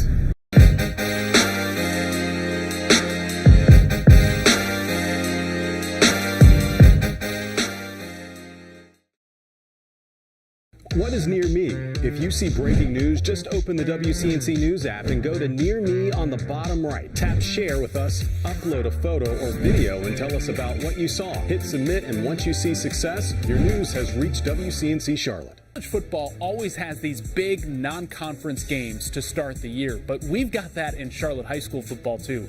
Tomorrow night, defending state champ Providence Day will host Weddington, a perennial playoff team and also a recent state champ. Providence Day boasts a bevy of big-time talent, including blue-chip QB Jaden Davis, but Weddington, a tough team. They beat Charlotte Christian last week in overtime on the road. They're battle-tested, and they like being a bit of an underdog. We love that mentality, yeah, because we normally don't have all the stars, but we got the grit, and we've got a bunch of dogs out here ready to compete. The standard here is just to be great. We got to win all the time. So that hard-fought victory really proved that we're a solid team, and it was some great self-confidence booster for us. We got to play really good teams, and these two get us ready for it. So, we want to see where we're at right out of the gate, and to have such a good test with Christian and Providence Day and well coached and all that, we feel like we're testing ourselves early and seeing where we're at right now and looking at what we need to fix to ultimately get where we need to be. We know they have some weapons, they have some defensive weapons, but I think we're fully prepared. I think we still have a lot more to do out here, install a lot more, but overall I think we're just excited, for a challenge. Now, if you watched that Chiefs game I touched on earlier, you saw Thomas Davis as an analyst on the NFL Network from Los Angeles. 2 days ago, I saw TD at Weddington's practice giving those linebackers some tips. Davis has a son on the team this year. Good to see him giving back.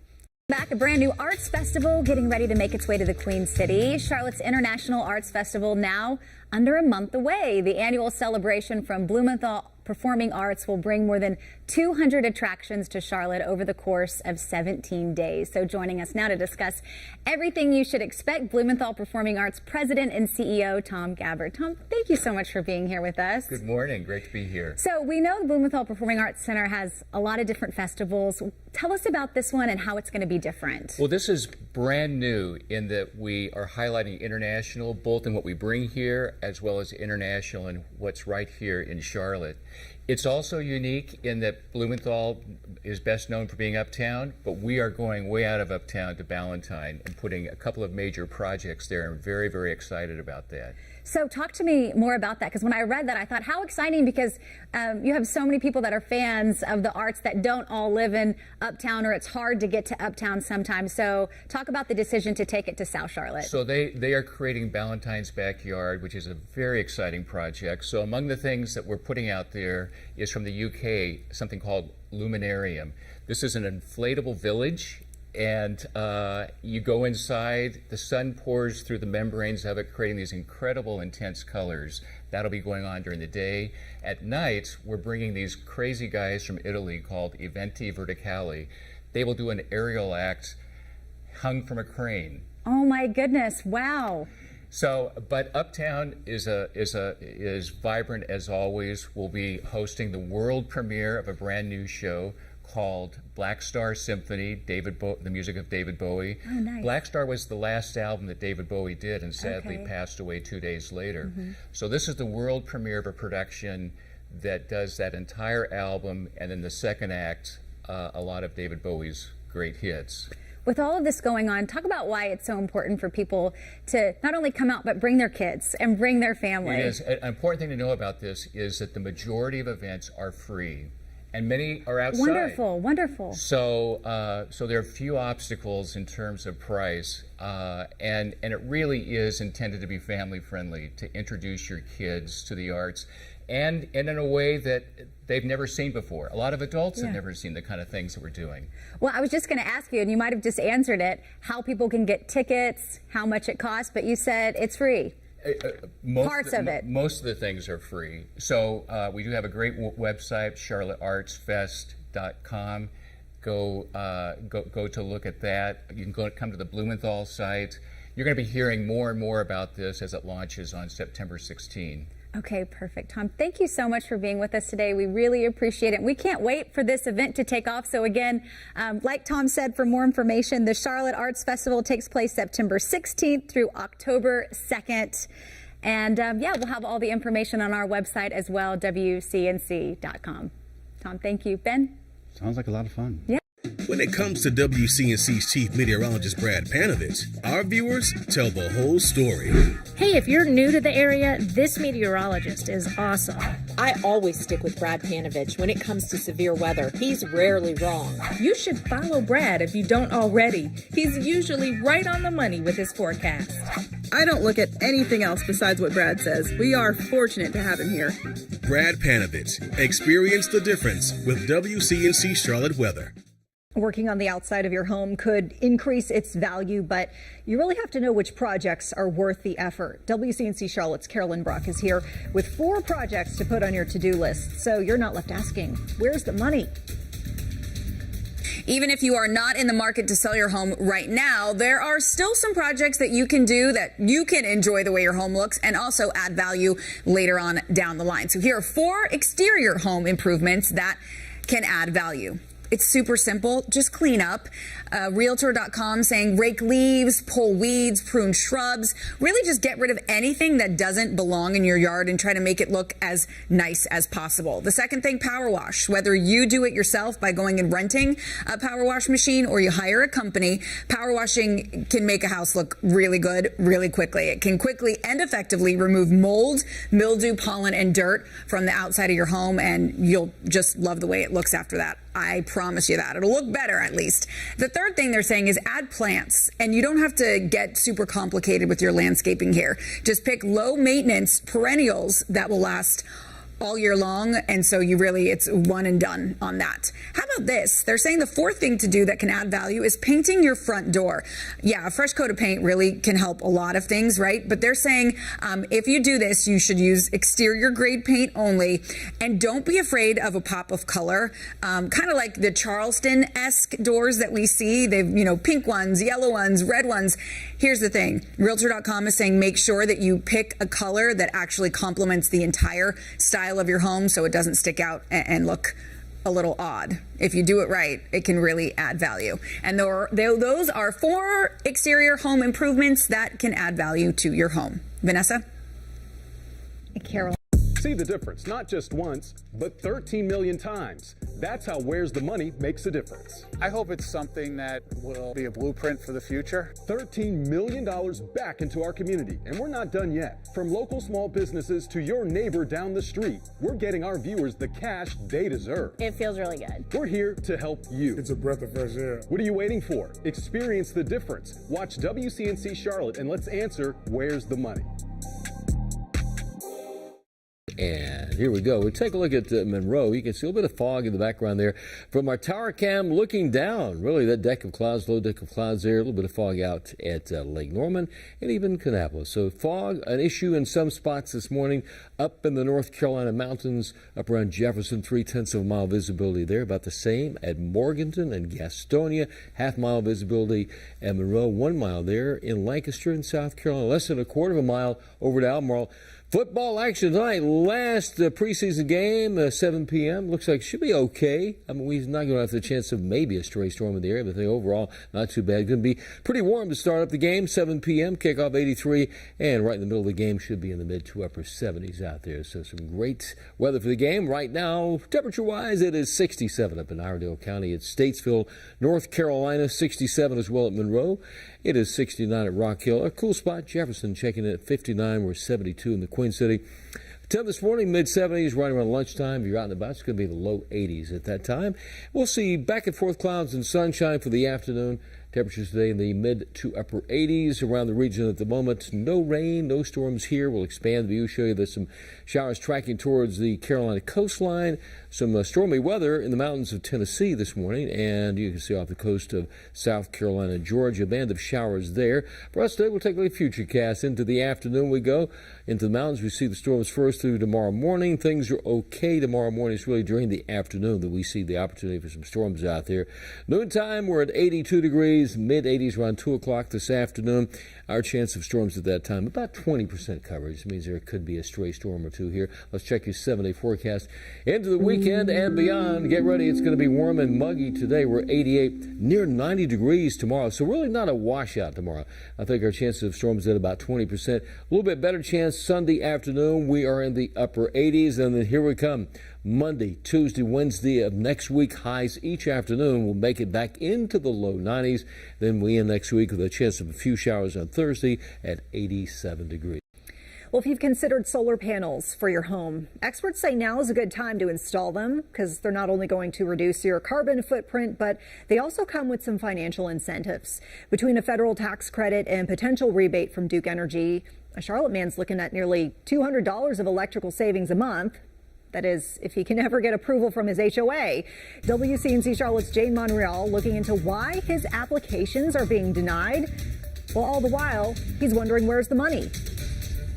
The sun is a powerful source of energy. All I'm trying to do is save a little money and use renewable energy and help the environment a little bit along the way. Greg Abbott wanted to install solar panels on his home. It equated to 23 panels and somewhere around an 80 to 90% offset of electrical use. He sent an application to his HOA at Providence Arbors, but was denied. For lack of a survey, which is fine. I then provided a survey on a subsequent application and was denied then and several other times since. The HOA citing Rule 6.7 in their CC&Rs, which states no solar panels, solar collections, or other solar power apparatus shall be allowed on any lot. However, North Carolina's Supreme Court ruling issued this past June affirms the Solar Access Law passed in 2007.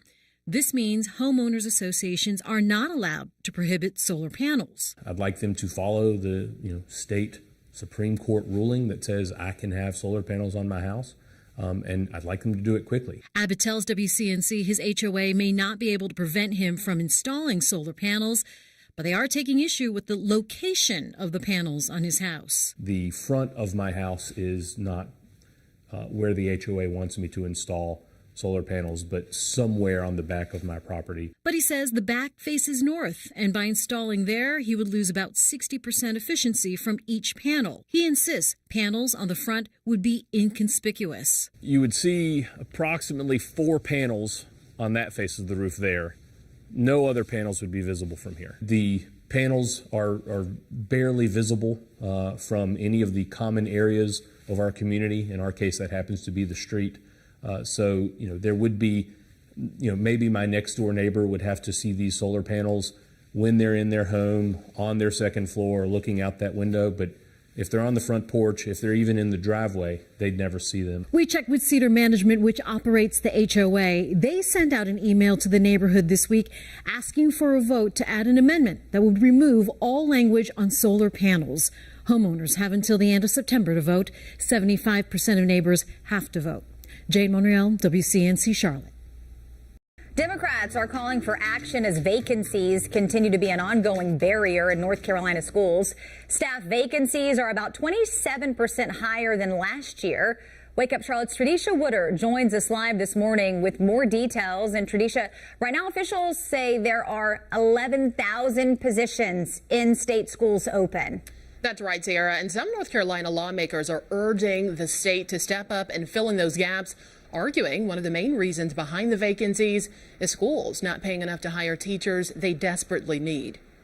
Vacancies in North Carolina schools have increased this school year, leaving thousands of students without permanent teachers. The North Carolina School Superintendents Association reported a 27% increase in vacancies among teachers and school staff compared to last year, and a 65% increase in vacancies among teachers in kindergarten through 5th grade. Some lawmakers say one of the reasons behind the vacancies is how teachers are paid, with data from the National Education Association showing North Carolina teachers are paid far less than the national average, making it one of the worst states for teachers to start out in. Some Democrats are encouraging lawmakers to take action now and provide more resources to recruit and retain the best possible teachers and school staff for students. And right now, lawmakers are examining different solutions to combat against the shortage, like removing barriers that may prevent retired teachers from returning to the classroom or considering funding free education programs to recruit more teachers. Live in the newsroom, Tradisha Woodard, Wake Up Charlotte. All right, Tradisha, thank you. The new and improved WCNC Plus, now on Roku and Fire TV. Watch local live newscast, get extended breaking news coverage, and see local programs and specials. The new and improved WCNC Plus, now on Roku and Fire TV. All new at 5 o'clock, a proposed new housing development in Belmont causing some major concerns. Many say the plan just isn't a good fit for the area and could cause more traffic congestion, specifically along the 2-lane South Point Road. WCNC Charlotte's Brianna Harper spoke to residents and city leaders about the impact of this proposed development and shares the next steps. At first glance, this wooded area appears to be a nice neighborhood backdrop, but beyond the edge is vast acreage that one developer sees as potential profit.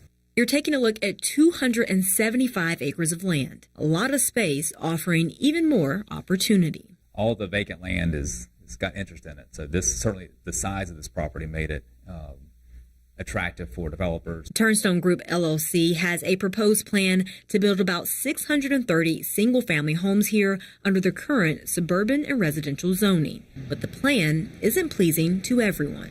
I see as a detriment to the community, especially with the traffic on South Point Road. It's difficult to get up and down the road now as it is. Along this 2-lane route, neighbors say South Point Road is the only means to get in and out of this portion of Belmont. Here's a look at the traffic backup on a typical day as nearby schools drop off and pick up students. And the concern is with new construction, that could worsen. We're growing faster than our infrastructure can handle it. One of the calls to action is to widen South Point Road to 4 lanes.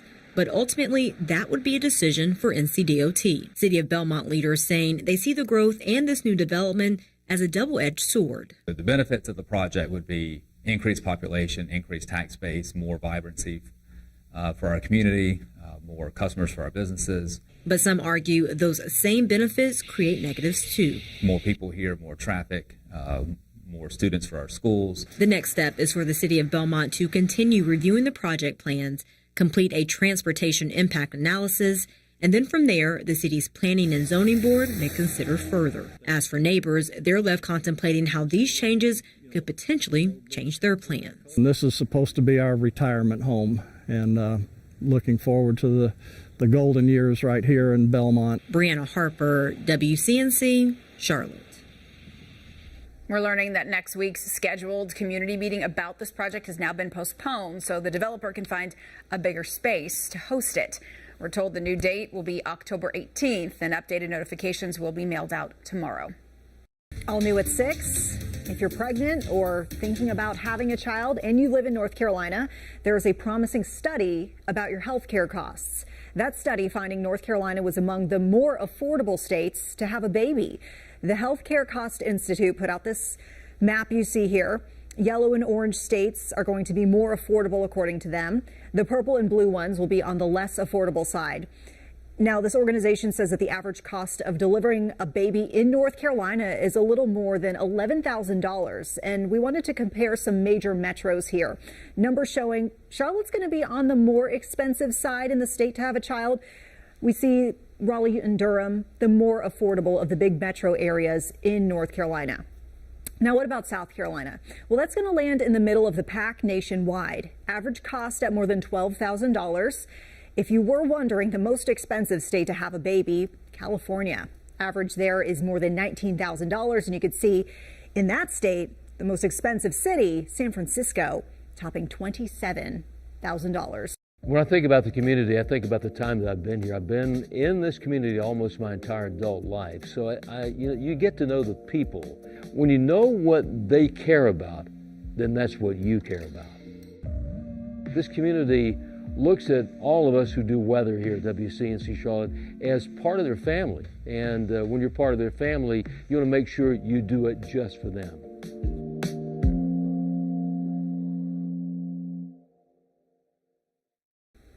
Now to an update in a North Charlotte homicide. CMPD saying that they've made 2 arrests in a deadly shooting. It comes after a man was shot and killed on West Sugar Creek Road early Wednesday morning. Police say both suspects are facing murder charges. We know inflation is at historic highs. We're all feeling it in our wallets. Restaurant owners and farmers, though, they're feeling it too. They're feeling the spike of the prices. And soon we could be noticing those added costs on our receipts, maybe if you haven't already. WCNC Charlotte's Michelle Bowden is asking where's the money, and joining us now with a way to help curb that problem locally. Many of the restaurants in our area source their food from local farmers, and now the two groups are working together in an even bigger way to help each other in these tough times. Wednesdays are the big days at the Fresh List warehouse in Charlotte when the food has come in from the farms and is being prepped to be delivered to area restaurants. Matt Martin is the co-founder of Fresh List. We go out and we pick up from farms. Farms come to us, and then obviously we deliver to all the restaurants here in town and to home consumers as well on the weekends. Those costs we've seen go up a little bit for sure. Martin says the food industry has been walloped by inflation, getting hit from every direction. And it's challenging because I think that there's a recalibration that's going to happen where things and prices might go up in restaurants. It might be more than what you paid for it last year, but you have to understand that things are changing, and because of that, things might go up a little bit. 300 East, a longtime favorite in the Charlotte restaurant scene, gets some of their food from Fresh List. Our costs for food, ingredients, and everything connected with running a business has increased dramatically. So the foodies of Charlotte are coming together to help each other. The Piedmont Culinary Guild is hosting a special fundraiser, the Farm to Fork Picnic, that's open to the public. It'll be next month. The goal is to help our farmers, and especially young farmers who are learning how to do this, learning how to feed us, and all the challenges that they're coming up against. The culinary director at 300 East says the best part is seeing the industry, chefs and farmers all across the region who are technically competitors come together. It's just really lovely community. We do work together. It's a nice community, and it's still a relatively small community, even though it's growing quickly. More than 40 chefs and 30 farmers are participating in the event, and most of the money raised will help to go to train new farmers in our area. Reporting in Charlotte, Michelle Bowden, WCNC Charlotte. Where's the money? WCNC Charlotte. Where's the money really is about leveling the playing field. It's about helping others and breaking down barriers. We don't want our viewers to be taken advantage of, so we're here to help. See the difference. We see ourselves as a resource for the community. A lot of times when people get to us, they've tried all kinds of other alternatives. They've knocked on doors that haven't been answered, or they go to places where there aren't doors. We create openings for them, and that's what we do with Where's the Money. And here we go. We'll take a look at Monroe. You can see a little bit of fog in the background there from our tower cam looking down. Really, that deck of clouds, low deck of clouds there. A little bit of fog out at Lake Norman and even Kannapolis. So fog, an issue in some spots this morning up in the North Carolina mountains, up around Jefferson, 0.3 of a mile visibility there. About the same at Morganton and Gastonia, half-mile visibility at Monroe, 1 mile there in Lancaster in South Carolina, less than a quarter of a mile over to Albemarle. Football action tonight, last preseason game, 7 p.m. Looks like it should be okay. I mean, we're not going to have the chance of maybe a stray storm in the area, but I think overall, not too bad. Going to be pretty warm to start up the game, 7 p.m., kickoff 83, and right in the middle of the game should be in the mid to upper 70s out there. So some great weather for the game. Right now, temperature-wise, it is 67 up in Iredell County. It's Statesville, North Carolina, 67 as well at Monroe. It is 69 at Rock Hill. A cool spot, Jefferson checking in at 59. We're 72 in the Queen City. Temp this morning, mid-70s, right around lunchtime. If you're out and about, it's going to be the low 80s at that time. We'll see back and forth clouds and sunshine for the afternoon. Temperatures today in the mid to upper 80s around the region at the moment. No rain, no storms here. We'll expand the view, show you there's some showers tracking towards the Carolina coastline. Some stormy weather in the mountains of Tennessee this morning, and you can see off the coast of South Carolina, Georgia, a band of showers there. For us today, we'll take a look at future cast. Into the afternoon we go. Into the mountains, we see the storms first through tomorrow morning. Things are okay tomorrow morning. It's really during the afternoon that we see the opportunity for some storms out there. Noontime, we're at 82 degrees, mid-80s around 2 o'clock this afternoon. Our chance of storms at that time, about 20% coverage. It means there could be a stray storm or two here. Let's check your 7-day forecast. Into the weekend and beyond. Get ready. It's going to be warm and muggy today. We're 88, near 90 degrees tomorrow. So really not a washout tomorrow. I think our chances of storms at about 20%. A little bit better chance Sunday afternoon. We are in the upper 80s. And then here we come. Monday, Tuesday, Wednesday of next week, highs each afternoon. We'll make it back into the low 90s. Then we end next week with a chance of a few showers on Thursday at 87 degrees.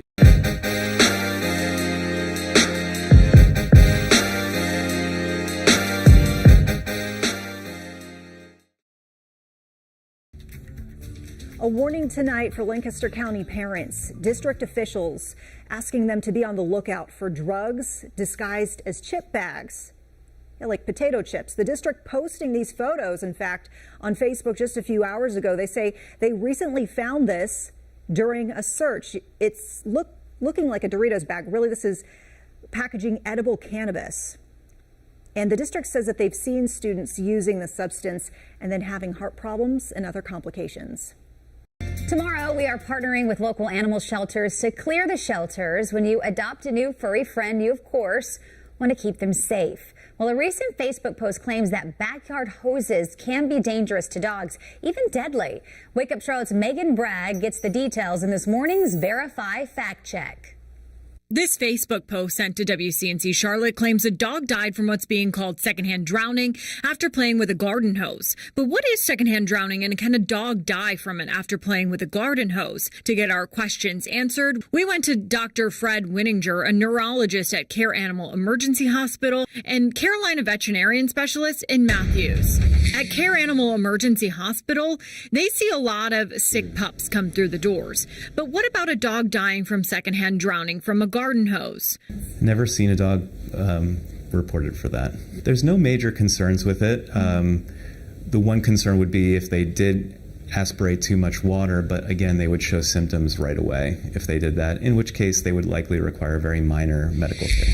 The Facebook points out that it was secondhand drowning, but Dr. Winninger says this is where some people may get confused and that drowning and aspiration are very different. Drowning is when water gets down into the lungs and causes an inability to pass oxygen and other gases across it, as opposed to aspiration, which is often foodstuffs or other foreign materials that shouldn't be in the lungs, and that develops rather into an infection as opposed to a blockage. And that infection can lead to pneumonia, which can be very serious. On their website, Carolina veterinarian specialist says some symptoms of aspiration pneumonia are breathing difficulties, coughing, fever, and irregular breathing. Dr. Winninger says if you see signs or you're concerned about your pup, bring them to the vet right away. With your Verify Fact Check, I'm Megan Brown.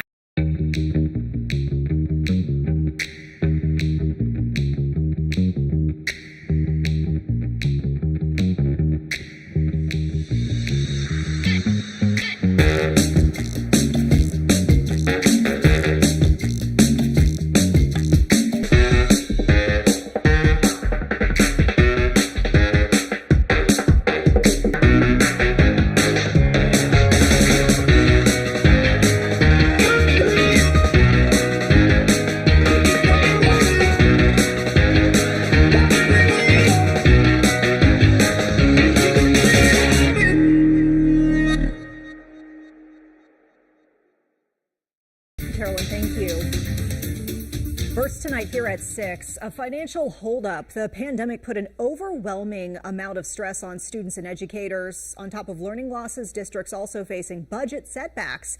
An intended solution was the federal government committing billions of dollars of pandemic rescue funding for school districts. But our Where's the Money investigation finding most of that money remains unspent. Instead of rushing to spend this cash, our Nate Morabito discovered many school systems are taking their time. Districts still have 2 years to spend this money before it expires. Leaders believe their slow and steady approach in the short term will benefit students long term. The public criticism, the risk of infection, the shrinking teacher pool. You see what humans can endure. April Kuhn fights back tears, thinking of everything educators have overcome. And yet, most of her peers never turned their backs. They still showed up, and that's invaluable. To repay that loyalty, Rowan Salisbury schools, like many other districts, used federal COVID money to reward employees with a bonus. And the interim superintendent says the school system is planning a second round. Some people have been willing to stick with us because they know they're getting an additional bonus in the fall. When it comes to spending its share of federal COVID dollars, Rowan Salisbury has hardly scratched the surface. The district is left with about $55 million, more than 75% of its total allotment still unspent. And we discovered more than 200 other districts and charter schools throughout the Carolinas still have most of their money too. We need the support and resources necessary to do what we already know works best for our kids. Throughout the pandemic, money, or a lack thereof, has remained a sticking point for teachers. You're looking at, am I going to have enough money to pay my bills? Parents. When we stress out our teachers, we see that reflected in our kids. And elected leaders. We need teacher assistants. All the while, a WCNC Charlotte analysis of elementary and secondary school emergency relief, also known as ESSER funding, identified almost $6 billion still in the pipeline in these two states alone. There's a lot more going on than maybe people realize. Dr. Michael Marr is Deputy State Superintendent for Standards, Accountability, and Research for the North Carolina Department of Public Instruction. He says districts have already spent money on tutoring, summer programs, school meals, and more, but is relieved most money remains on the table. If we were having a conversation right now where districts have spent 60 or 70% of those recovery funds already, I actually would be more concerned. Dr. Marr says the state only recently met with all school systems and charter schools to deliver learning loss data. Critical guidance, since at least 20% of this money must go toward learning recovery. If we're ever going to bring kids back up to the level that they were at, we've got to disrupt that current trajectory, and you do that with good interventions. Beyond interventions, districts have a wide range of ways they can spend the money, short of building a new school. The only real requirement? Justification that the projects are in response to COVID or to reduce or prevent its spread. Each district creates a spending plan with its proposed projects, and once the plan's approved by the state, the money's available. Are you afraid that you won't be able to spend it all? I am fortunate enough to work with a team of leaders who are smart, who are thoughtful, and who will find ways to use the funds to help our students. So, no, I don't have a fear that we won't. In Rowan County, the district is mindful this isn't recurring money. All the more reason to make smart, long-term decisions. We definitely have a plan for our spending. The district spent all of its first round of funding, and its plans for rounds 2 and 3 call for curriculum and instruction investments, air quality improvements, support staff at the school level and district office, cleaning and disinfecting, and that second round of retention bonuses. When times are tough, people remember how you treated them. Money she knows will reward and retain teachers and benefit students. While every school district and charter school received a different amount of money, the idea is it's equitable, all based on student enrollment. Nate Morabito, WCNC Charlotte. And now you can head over to our website or mobile app for more information.